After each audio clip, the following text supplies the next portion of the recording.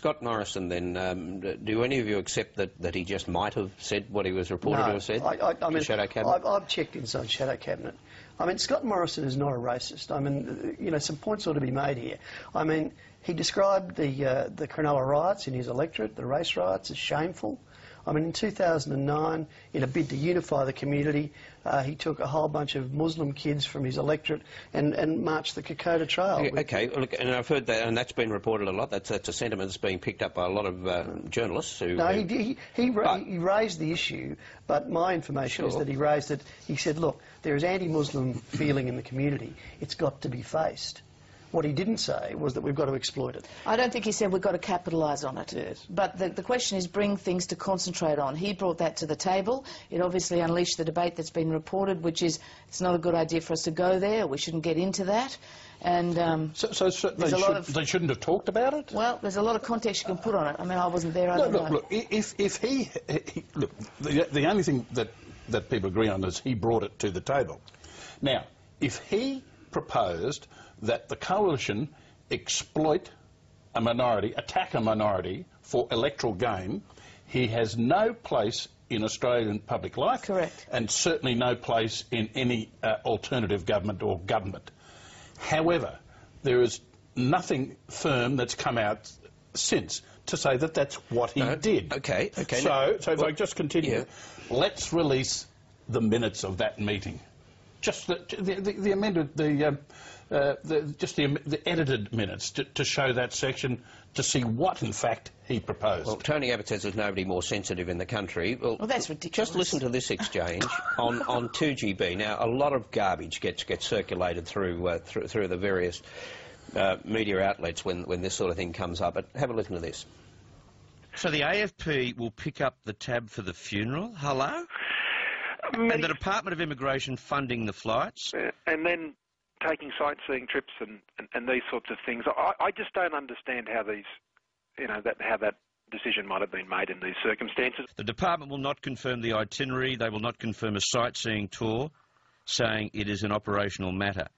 Well, that's just not good enough. Well, if they're not confirming a sightseeing tour, it doesn't actually rule it out, does it? Well, we'll pursue this in estimates next week, I'm sure. Now, I mean, really, they're suggesting that these people are somehow so different to the rest of us that they would contemplate a sightseeing tour immediately after a funeral, that they're incapable of real grief. I think he's going a bit further when he also pointed out with great vigour, you couldn't get the government to pay for your funeral costs. I mean, he volunteered this rather than reactively. That was a mistake. To me, that was the most damaging thing of what he did. Apart from the absurdity of trying to say, gee, these people on Christmas Island got it lucky, haven't they? They're a fortunate bunch of coves. It is just exploiting the division, acting... Look, he mightn't be a racist, and I have no evidence that Scott Morrison's a racist, and his closest colleagues say he isn't.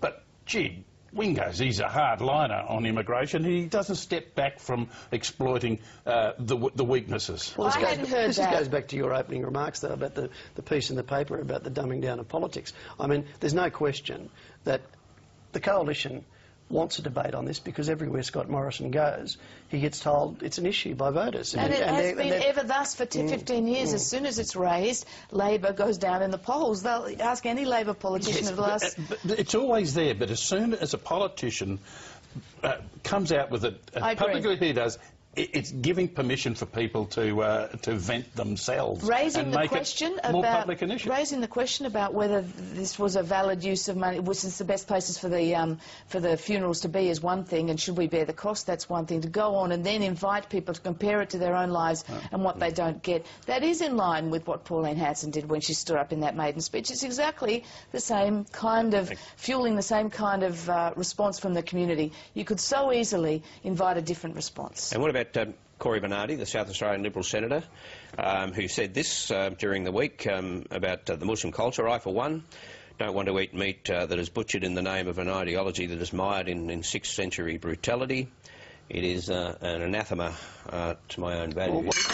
Well, he ought to go to my butcher, Barry. I don't know where to get meat like that. Look, he clarified himself yesterday or today, saying he was talking about fundamental fundamentalism, Islamic fundamentalism, and not just normal mainstream Muslims. But I don't know what he's got against halal. They have special Halal is not butchering arrangements in the Jewish community as well. Exactly. That's right. Of course, the context They of go this, back a fair way the too. context Yeah. of this, though, Barry, is we've had a series of European leaders come out this week. Sarkozy, the Deputy Prime Minister of the Netherlands, and Angela Merkel, and all saying that multiculturalism has been a failed experiment. And I think this is also fueling a bit of the debate in Australia as well. But I think it's a false debate because the multiculturalism in those countries is not multiculturalism as we know it. They have very separate populations that come out as guest workers, that are housed together. It's a completely different notion.